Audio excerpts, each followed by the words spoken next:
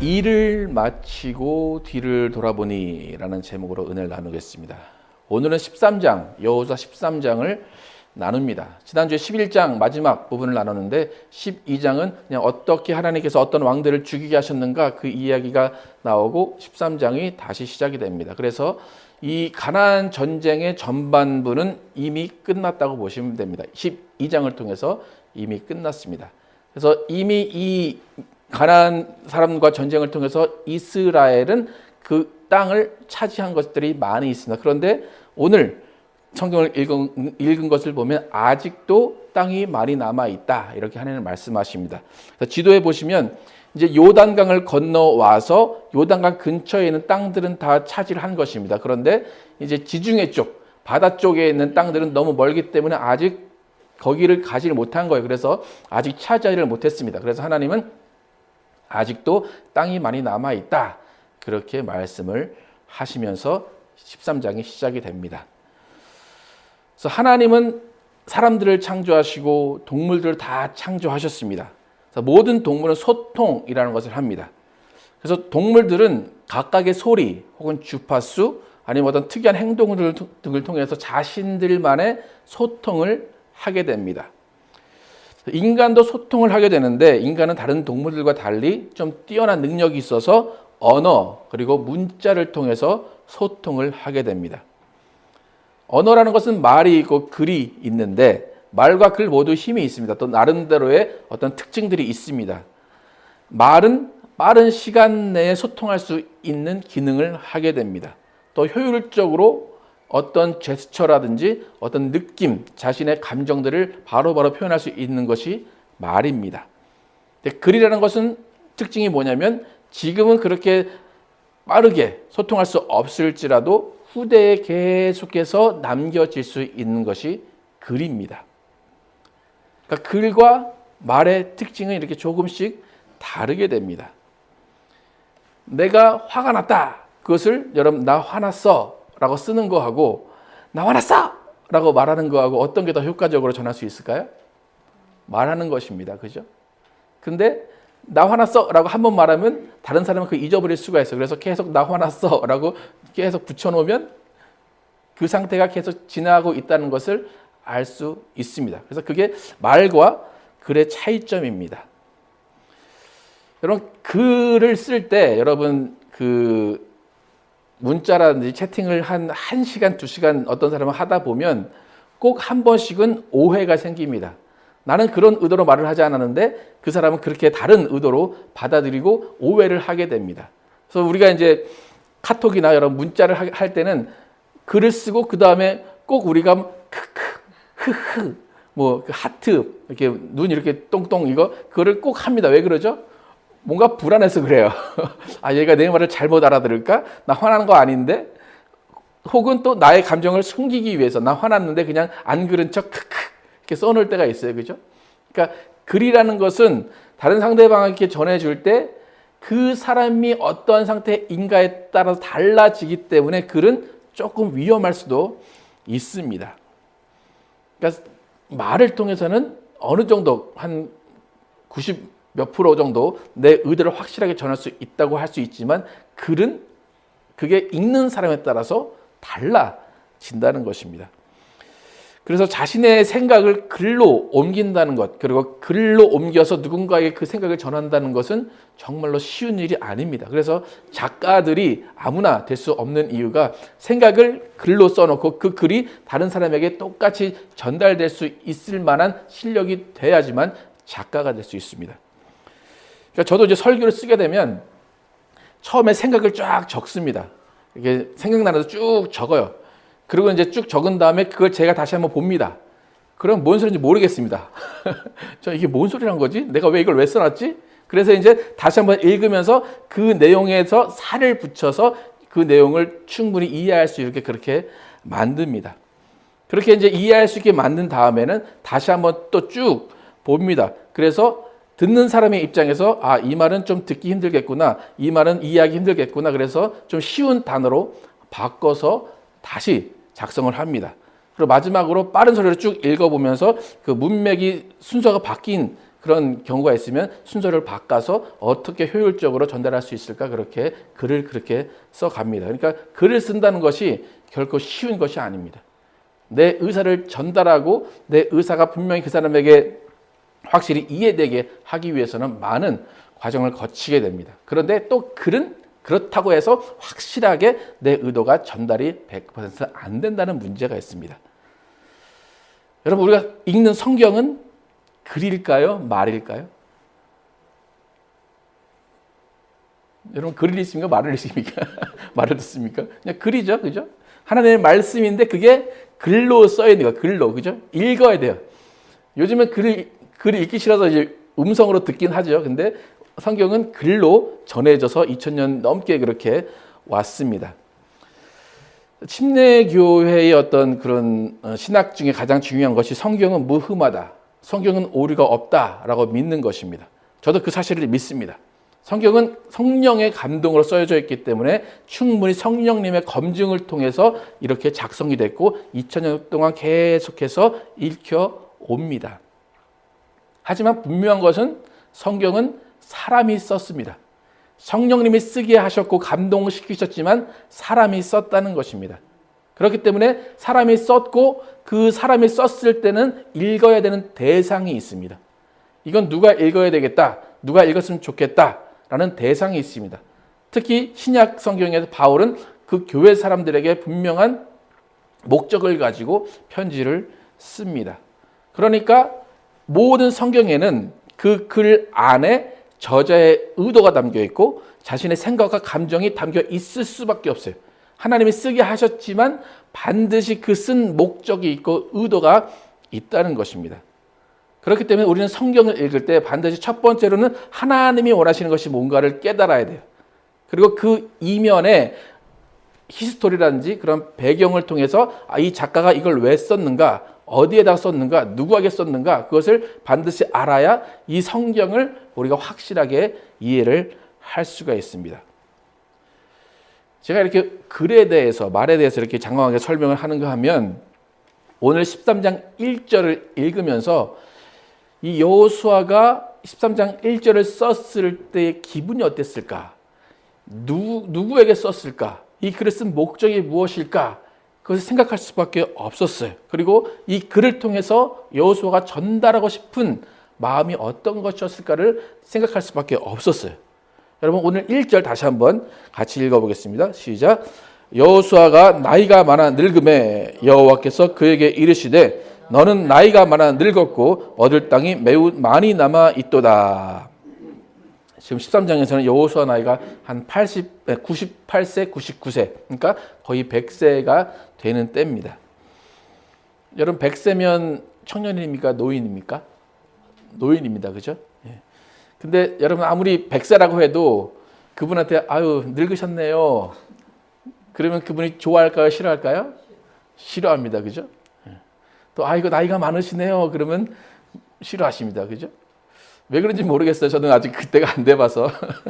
그런데 99, 100 그 정도 되시는 분들에게 아우, 하나도 안 늙으셨네요. 아유, 정정하시네요. 이빨 청춘 같으시네. 그러면 왠지 모르게 좋아하십니다. 그죠? 네. 하나님이 그런 마음을 주시는 건지 모르겠지만 그렇게 늙었다라고 하는 말은 그렇게 칭찬도 아니고 좋은 말도 아니고 서로 이렇게 오고 갈 말은 아닙니다.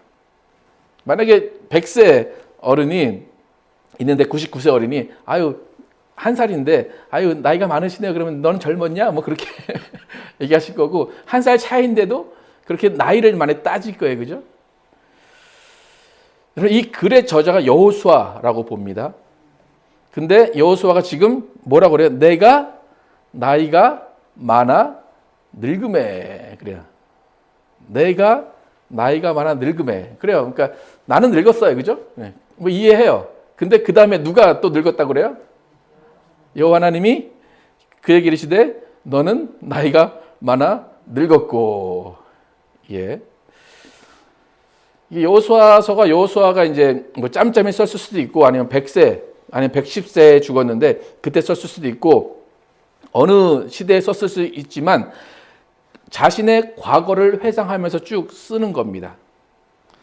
여호수아가 지금 자신이 늙었다고 이미 인정했습니다. 그죠? 나는 나이가 많고 늙었다. 근데 하나님 또 너도 네가 나이가 많고 늙었다. 예. 여러분 하나님이 여러분에게 오셔가지고 참 이쁘다. 너 아직도 젊구나라고 하셔야 되는데 너 나이가 많아 늙었구나. 그 말 한마디 하시면 여러분 기분 어떻겠습니까? 서운하지 않겠습니까? 예. 요즘 같으면 이제 친구들한테 카톡 보내면서 야 하나님 나 늙었단다 그러면서 이렇게 유유 그렇게 보낼 거예요, 그죠? 예. 저도 지금 가장 걱정인 게 뭐냐면 요즘에 갑자기 걱정스러운 게 뭐냐면 저는 아직 거울을 봐도 제 20대 얼굴 남아 있다고 생각을 해요. 예, 그래서 아직 20대 같아요. 예, 근데 사실 나가면 사람들이 저를 못 알아봐요. 왜요? 젊을 때 모습이 없대요. 근데 저는 있는 것 같거든요. 그러니까 아직 저는 늙었다는 것을 인정하지 않는 거예요. 예, 발견을 못하는 거예요. 근데 제가 가장 걱정되는 건 뭐냐면 거울을 딱 봤을 때 내가 늙었구나. 죄송합니다. 저보다 나이 많으신 분이 계신데 내가 나이가 들었구나 라는 것을 인정하게 될 때 그때 기분이 어떨까? 아직 경험해보지 못해서 그게 참 두려워요. 그래서 내가 봐도 이제 나는 노년층이구나 라고 생각이 들 때 나는 무엇을 위해서 무엇을 의지해서 무엇 때문에 살아야 되나 라는 그런 생각을 하게 될 그때가 가장 걱정이 됩니다. 제가 그런 걱정하는 그때가 지금 여호수아가 이 글을 쓸 때가 아닌가 싶어요. 내가 나이가 많아 늙었고. 이제 기분이 좋아서 썼을까요? 아니면 어떤 기분에 썼을까요, 여러분? 내가 나이가 많아 늙었고, 와우! 이걸까요? 아니면 내가 나이가 많아 늙었고, 아이고, 이걸까요? 여러분 한번 생각을 해보십시오. 예. 여호수아는 40년을 모세를 섬기면서 모세와 함께 광야에서 살았습니다. 그리고 모세에 이어서 바톤을 받아서 지난 6년 동안 전쟁만 하면서 살았습니다.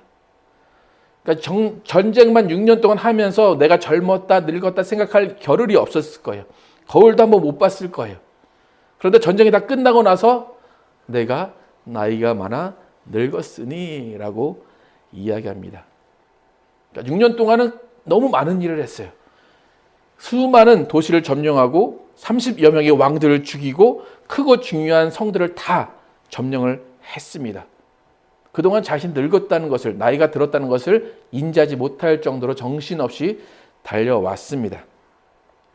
그런데 이제 와서 내가 늙었다라는 것을 인정하면서 하나님도 동시에 네가 나이가 많아 늙었다 그렇게 말씀하시고 또 하나 덧붙이신 것은 뭐냐면 아직도 점령할 땅이 많이 남아있다. 아직도 얻어야 할 땅이 많이 남아있다. 그래서요. 지금 이 상황은 큰 성들은 점령을 했어요. 그런데 12지파가 분배받으려면 아직도 땅이 모자라요. 그렇기 때문에 더 많은 땅들을 점령해야 되는 숙제가 남아 있습니다. 만약에 하나님께서 여호수아에게 그 땅을 더 차지해야 된다라고 생각하셨다면 야 너는 아직 할 수 있어. 넌 아직 젊어. 넌 아직 팔팔하니까 그 나머지 땅 다 차지할 수 있어. 다 가서 전쟁해. 라고 하셨을 텐데 하나님은 여호수아에게 그렇게 말씀하지 않으셨다는 거예요. 너는 나이가 많아 늙었고 점령할 땅, 아직 차지하지 않은 땅이 많다. 아직 얻어야 할 땅이 많다. 여러분 여호수아가 하나님으로부터 너는 늙었고 나이가 많다라는 것을 들었을 때 기분이 어땠을까? 그리고 아직도 얻어야 할 땅이 많다라는 것을 들었을 때 어떤 기분이었을까? 이 두 가지의 문장을 여러분 잘 생각을 해 보십시오. 너는 나이가 많아 늙었고 아직도 점령할 땅이 많다. 이 땅을 점령하라고 하는 겁니까? 아니면 너는 못할 거야 라고 하시는 겁니까? 격려입니까? 아니면 넌 이제 그만 내려놔 라고 하시는 겁니까? 어떻게 들리십니까? 누군가가 가정의 가장이 되어서 가족을 위해 열심히 일해서 앞만 보고 열심히 달려왔어요. 열심히 달려오고 이제 좀 쉴만해서 허리를 딱 펴고 뒤를 봤더니 아직도 갈 길이 많이 남아있는 상황이라면 여러분은 어떤 기분이 드시겠습니까? 나는 늙었는데 아직도 할 일은 태산이야. 그럼 그때의 기분 여러분 어떨 것 같습니까? 하나님께 어떻게 기도를 해야 될 것 같습니까? 제 생각에는 이 여호수아가 할 수 있는 가장 큰 일은 뭐냐면 나는 늙어서 아무것도 못하는데 할 일은 많다. 그러면 이 일은 누군가가 내 뒤를 이어서 해줘야 되는구나. 하나님이 그것을 원하시는구나 라고 깨달을 수밖에 없습니다. 하나님이 너 가서 일해. 그러지 않으시고 너는 나이가 많아 늙었고 할 일은 많아 라는 것은 이제 너는 쉬고 다음 세대가 그 일을 해야 돼 라고 말씀하시는 거예요. 여러분 하나님이 말씀하신 것 또 여호수아가 말한 것을 잘 보면 여러분 나이가 많다 늙었다 똑같은 말입니까? 다른 말입니까? 똑같은 말입니까? 그죠? 근데 왜 두 번이나 말할까요? 때린데 또 때리는 거죠. 너는 나이가 많어. 그러면 되죠. 근데 너는 나이가 많아 늙었다. 그렇게 말씀하시는 거예요. 그리고 아직 얻을 땅이 많이 남아 있다. 그래요. 얻을 땅이 많어 라고 하시면 되는데 얻을 땅이 많이 남아 있다. 그것도 두 번 강조하시는 거예요. 나이가 많고 늙었다도 두 번. 땅이 많고 남아있다도 두 번. 이렇게 강조를 하시면서 말씀을 하십니다. 여호수아는 과연 이 말을 강조하신 이 말을 어떻게 알아들었을까? 여러분이 여호수아였다면 이 말이 내게 하는 말로 알아들었을까? 아니면 누군가에게 전해주라는 말로 알아들었을까? 이 말을 숙제로 받아들였을까? 아니면 포기하라는 말로 받아들였을까? 여러분 생각을 해보시기 바랍니다.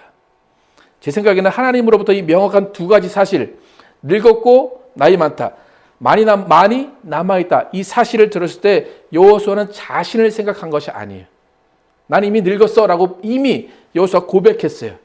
그것은 나는 이제 더 이상 갈 수 없어. 하지만 아직도 많이 남아있는 땅은 누군가가 내 후대가 그 땅을 차지해야 돼 라는 마음을 갖고 지금 이 글을 썼다는 거예요.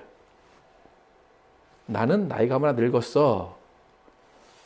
여러분 옛날에 광고에 그런 말이 있습니다. 그런 광고가 있습니다. 그 보일러 광고 같은데 아들에게 편지를 쓰는 할아버지가 나와서 야 날씨가 많이 춥다. 난 괜찮다. 그럼 뭐 사달라는 거예요? 보일러 놔달라는 거예요? 안 놔달라는 거예요? 예. 나는 날씨는 추운데 나는 괜찮아. 어른들의 말은 다시 한번 되새겨 들어야 됩니다. 그죠? 여호수아가 나는 나이가 많아 늙었다. 자신이 썼어요. 근데 이걸 누구한테 썼느냐가 중요한 거예요. 이걸 누가 읽으라고 쓴 건가? 나는 나이가 많아 늙었으니까 그 다음에 아직 많이 남아있는 그 땅을 너희가 차지해야 된다. 그렇게 여호수아가 쓴 거라는 거예요. 그러니까 하나님께서 아직도 많이 남아있다는 것을 강조하신 것은 누군가가 여호수아의 바톤을 받아들여야 된다는 거예요. 여호수아 세대가 아닌 그 다음 세대가 그 일을 이어가야 되는 것입니다. 근데 여호수아 입장에서 걱정이 될 수밖에 없어요. 자신은 모세의 바톤을 받아서 열심히 일했는데 내 다음 세대는 어떻게 일해줄까? 어떻게 이 사명을 감당할까? 그러니까 여호수아의 마음에는 자신이 해왔던 그 일, 또 아직도 많이 남아있는 그 땅을 차지하는 그 일을 다음 세대가 완수해줬으면 좋겠다는 마음입니다. 근데 여호수아가 자신의 인생을 돌아볼 때 이렇게 했더니 내가 전쟁을 다 이겼어. 그러니까 너희도 그렇게 하면 전쟁을 이길 수 있어. 라고 하는 그 말을 하고 싶은 거예요. 그래서 여호수아가 나중에 24장에 보면 이제 죽을 때쯤, 23, 24장에 보면 죽을 때쯤 유언을 남깁니다. 여호수아가 지금 13장에서 자신이 하고 싶은 말을 안 하고 그냥 기다리고 있다가 죽을 때 하는데 그 지금 13장에서 여호수아가 하고 싶은 말을 끌어와서 다시 한번 23장에 있던 말을 끌어와서 보면 지금 여호수아가 나는 나이가 많고 늙었다라고 했을 때 이 자손들에게 어떤 말을 하고 싶은가를 알 수 있어요. 여호수아 23장 6절에서 11절 같이 한번 읽겠습니다. 시작. 그러므로 너희는 크게 힘써 모세의 율법책에 기록된 것을 잘 지켜 행하라. 그것을 떠나 우러나 좌로나 치우치지 말라. 너희 중에 남아있는 이 민족들 중에 들어가지 말라. 그들의 신들의 이름을 부르지 말라. 그것들을 가리켜 맹세하지 말라. 또 그것을 섬겨서 그것들에게 절하지 말라. 오직 너희의 하나님 여호와께 가까이 하기를 오늘까지 행한 것 같이 하라. 이는 여호와께서 강대한 나라들을 너희 앞에서 쫓아내셨으므로 오늘까지 너희에게 맞선 자가 하나도 없었느니라. 너희 중 한 사람이 1000명을 쫓으리니 이는 너희의 하나님 여호와 그가 너희에게 말씀하신 것 같이 너희를 위해 싸우심이라. 그러므로 스스로 조심하여 너희의 하나님 여호와를 사랑하라. 23장의 얘기인데 오늘 13장으로 돌아오면 13장 이후로는 여호수아는 싸우러 나가지 않습니다. 더 이상 싸우지 않습니다. 이제는 어쩌면 여호수아가 싸우지 않기 때문에 이 후손들에게는 더 많은 노력이 필요하고 더 많은 인내가 필요하고 더 많은 믿음이 필요하고 더 많이 하나님을 의지해야 될 것입니다. 여호수아가 싸우지 않는 그때에 남아있는 땅을 차지하기 위해서는 자손들에게는 더 큰 믿음, 더 담대한 믿음이 필요합니다. 카리스마 강한 리더가 없어진 상태의 이스라엘은 더욱더 하나님을 사랑해야 되고 더욱더 율법을 따라 살아야만 합니다. 여호수아에게 남은 일은 그냥 아직 차지하지 못한 땅을 제비 뽑아서 분배하는 거예요. 아직 차지하지 않았는데도 불구하고 여호수아는 분배를 합니다. 분배해서 야 이제 그 제비 뽑은 그곳에 네가 가서 싸워라. 그렇게 합니다. 그래서 오늘 6절 7절 보면 또 레바논에서부터 미스르봇마임까지 산지의 모든 주민 곧 모든 시돈 사람의 땅이라 내가 그들을 이스라엘 자손 앞에서 쫓아내리니 너는 내가 명령한 대로 그 땅을 이스라엘에게 분배하여 기업이 되게 하되 너는 이 땅을 9지파와 므낫세 반지파에게 나누어 기업이 되게 하라 하셨더라. 하나님이 이제 13장에서 기업을 나누라고 그래요. 아직 차지한 땅과 차지하지 않은 땅 다 합해서 제비 뽑아서 너희는 그 땅, 너희는 이 땅 이렇게 나눠줍니다. 근데 사실 아직 차지하지 못한 땅이 더 많아요. 이 땅은 누가 차지하라는 겁니까? 후세, 자손들이 차지하라고 하는 겁니다. 이것은 뭐냐면 내가 걸어간 길을 너희도 걸어가라 라고 여호수아가 말하고 있는 거예요. 그 길이 고난의 길이고 인내의 길이고 목숨을 내어놓는 길이지만 그 길 가운데 하나님과 함께하라 라고 여호수아는 말하고 있는 것입니다. 그것은 여호수아의 바람이자 하나님의 바람이에요. 여호수아가 이렇게 자손들에게 말하듯이 예수님도 우리를 부르십니다. 근데 우리를 부르실 때 꽃길로 부르시는 것이 아니라 고난의 길로 부르십니다. 여러분 예수 믿는 것이 고난의 시작입니까? 우아한 삶의 시작입니까? 어떻습니까? 우아한 삶입니까? 아니면 고난의 삶입니까? 어떤 삶을 예수 믿으면 어떤 삶이 펼쳐질 거라고 여러분 전도 받으셨습니까? 여러분 교회는 우아하게 다이아 끼고 뽕 이렇게 있는 거 그게 아니라 전투복 입고 오는 곳이 원래 교회입니다. 교회에서 심심치 않게 벌어진 일이 뭐냐면 설거지 후에 목사님이나 전도사님들이 막 쓰레기통을 뒤지는 모습이 1년에 한 번씩 있습니다. 왜 그런가 봤더니 어느 집사님이 우아하게 다이아 끼시고 설거지 하시다가 그 다이아가 없어졌던 그런 경우가 많이 있습니다. 그래서 전도사님, 목사님이 다 달려들어서 이제 그 다이아 찾느냐고. 제가 교회를 몇 군데 다녔는데 거의 한 번씩은 다 본 것 같아요. 하나님이 너는 나이가 많아 늙었고 얻을 땅이 매우 남아있도다 말씀하십니다. 이 말은 여호수아에게 뭘 하라 그런 게 아니라 이 말을 들은 자손들 너희들이 이 일을 맡아서 해라 라고 하나님이 말씀하신 것을 여호수아가 적은 것입니다. 하나님은 이스라엘의 리더가 여호수아가 아닌 그 다음 세대로 넘어가고 있음을 말씀하십니다. 하나님께서 얻을 땅이 많이 남아있다 말씀하세요. 얻은 땅이 아니라 얻을 땅이 많이 남아있다. 이건 숙제입니다. 다음 세대에게 알려주는 겁니다. 우리 교회도 지금까지 한 일보다 앞으로 할 일이 더 많습니다. 이제 조그만 땅 하나 차지했습니다. 이제는 차지할 땅이 많이 남아 있습니다. 우리 교회는 겉으로 티는 안 나지만 나름 7년 동안 눈에 보이는 전쟁, 또 눈에 보이지 않는 전쟁을 통해서 지금까지 꿋꿋이 견뎌왔습니다. 하나님께서 여호수아가 나이가 많아 늙음에 아직까지 차지할 땅이 많이 남아있다, 그 말씀을 하십니다.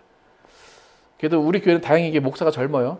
그래서 목사가 늙고 나이가 많아 차지할 땅이 많다 그러면 교인들이 다 부담일 텐데, 아직 제가 젊어서 같이 할 수 있어요. 그죠?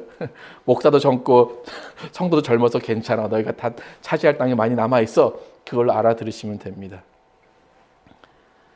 다음 주부터 살펴보겠지만 하나님이 이렇게 얻을 땅이 매우 많이 남아있다라고 하셨어요. 이 말을 들었는데도 불구하고 이스라엘 족속들이 차지하러 가지 않습니다. 그래서 여호수아가 왜 너희 안 가냐? 빨리 차지하러 가라 그래요. 여러분, 차지하러 가면 뭐 해야 돼요? 싸워야 되니까 싫은 거예요. 그냥 그나마 차지한 땅 거기서 같이 살고 싶은 거예요. 근데 이미 여호수아는 분배했어요. 넌 저기, 넌 저기, 넌 저기, 빨리 가, 빨리 가. 근데 안 가요. 여러분, 그 안 가는 그 이스라엘 그 7족속과 반지파 여러분 이해 가시죠? 그죠? 제가 여러분 가십시오. 이거 하십시오. 아이, 괜찮아요. 여기가 좋아요. 여기가 편해요. 이거면 됐는데 뭘 또 하라 그래요. 그죠? 하나님은 이미 분배하셨고 이미 맡아라 하셨다는 거예요. 여호수아는 나이가 많아 늙음에 아직 얻을 땅이 많이 남아있다. 여러분, 이 말을 누구에게 한 것으로 들리십니까, 여러분? 여호수아에게 했습니까? 여러분에게 했습니까? 여호수아 이 글을 왜 썼을까요? 이 글이 2000년 동안 전해지는 의미가 뭘까요? 이 글을 통해서 여호수아는 다음 세대들, 또 우리 다음 세대들에게 아직도 할 일이 많이 남아있다. 너희가 해야 할 일이 있다라고 알려주는 것입니다. 우아한 일이 남아있다는 게 아닙니다. 죽도록 충성할 일만 남아 있습니다. 예수님이 십자가 지고 가신 그 길을 우리도 가야 됩니다. 예수님이 나만 갈게 하셨나요? 너희도 함께 가자 하셨나요? 다시 한번 성경을 읽어보십시오. 나만 십자가 지고 갈게. 너희는 잘 쉬고 있어. 예수님은 나와 함께 십자가를 메고 가자 말씀을 하십니다. 그것은 명령입니다. 여러분, 쉽고 넓은 길, 사람이 편하게 앉아 쉴 수 있는 길은 멸망의 길입니다. 좁고 협착한 길은 그 길이 좋은 문이고 하늘 나라로 가는 문입니다. 마태복음 7장 13절 14절 읽어보겠습니다. 시작. 좁은 문으로 들어가라. 멸망으로 인도하는 문은 크고 그 길이 넓어 그리고 들어가는 자가 많고 생명으로 인도하는 문은 좁고 길이 협착하여 찾는 이가 적음이니라. 하나님의 말씀 따라 사는 길은 좁고 협착한 길입니다. 그래도 우리는 그 길로 가야 합니다. 우린 나이가 적지 않고 우린 나이가 늙었고 그와 상관없이 정말 하나님께서 원하시는, 하나님께서 주신 사명을 다 감당해야 됩니다. 예수님과 함께 가는 그 고난의 길, 예수님과 함께 하는 그 영적 전투, 예수님과 함께 주신 땅을 차지하는 그 사명을 우리는 감당해야 됩니다. 여러분, 오늘 그 여호수아의 13장 1절의 말을 기억하시기 바랍니다. 하나님이 그 말씀을 왜 재차 반복하셨는지 여러분 기억하시기 바랍니다. 이 말은 여호수아가 아니라 우리에게 주시는 말씀이고 이스라엘 자녀들에게 주시는 말씀입니다. 여러분, 이 시간 함께 찬양하실 때 우리가 하나님 앞에서 어떤 사람이 되어서 그 길을 걸어가야 하는가, 하나님이 우리에게 무엇을 원하시는가, 여호수아가 이들에게 원한 것은 더욱 큰 믿음, 더욱 굳센 믿음입니다. 리더가 없어진 상태의 믿음입니다. 리더가 없어진 상태에 하나님을 의지하는 그 의지를 가지라고 여호수아는 이야기합니다. 함께 찬양하실 때 우리가 좀 어떤 믿음을 갖고 나아가야 하는지 함께 생각하시면서 찬양하도록 하겠습니다. 여기에 모인 우리